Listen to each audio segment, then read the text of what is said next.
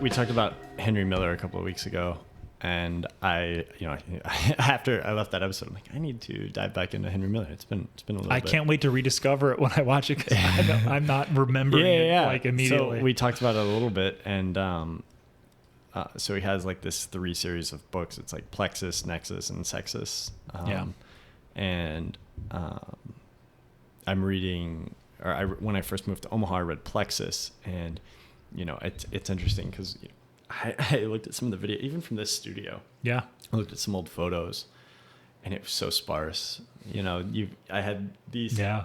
At first, I only had one of the desks because we didn't have enough money to buy the other one. I mean, there just wasn't a lot of money, and one of the desks, I had a little Mac computer that was from like 2015. The Canon 80D was the camera, and but some of the stuff that I was doing, I was really, really proud of. And I mean, look, I've definitely made things that I'm more proud of since then. Sure.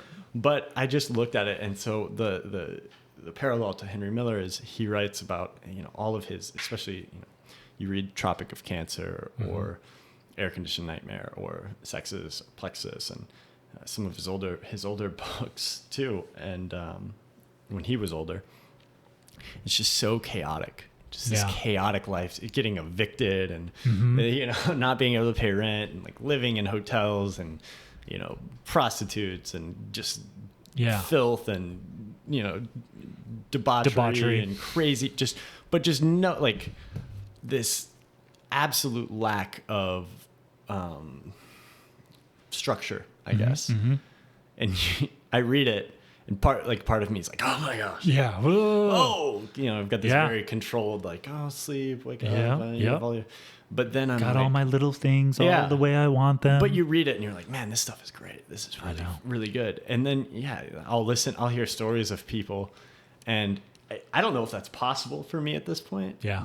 Because like I was saying, when I got here, it was all, and now, there's all of this stuff and these things, and like I put these weird values on these things, and I don't know if that's a good thing necessarily. And I feel like I need to continue to find that line, because you read some of the stuff, or I'll hear stories. Like I love hearing, I like John Huston movies, and you listen to like old John Huston stories or Orson Welles stories, and these old Hollywood stories, and they're just like these crazy experiences.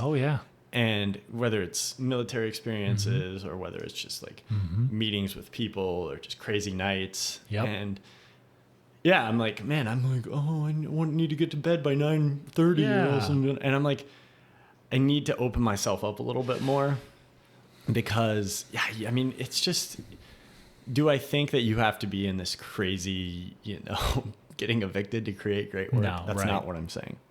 But I think you're right. When we get too comfortable, why is it that I would write every day when it was just me sitting at the desk with my 2015 MacBook and I'm sitting at a table? But now I've got this typewriter, and I've got the, this like electronic typewriter and like all this, and I don't write every day. Like, why was I itching to get out the door every day to take photos when I had the Canon 80D that didn't work right half the time because the focus was or whatever, and now I've got and it takes a fire down the street to get me out of my door to take a photo. Those were great photos. It really, sweet. I checked it out before. You had to see that, yeah. Crazy fire. Yeah. Didn't hope nobody was hurt. Like, but I think that uncomfortable, just lack of control is actually good for creativity a little bit. It had been a golden afternoon, and I remember having the familiar conviction that life was beginning over again with the sunrise.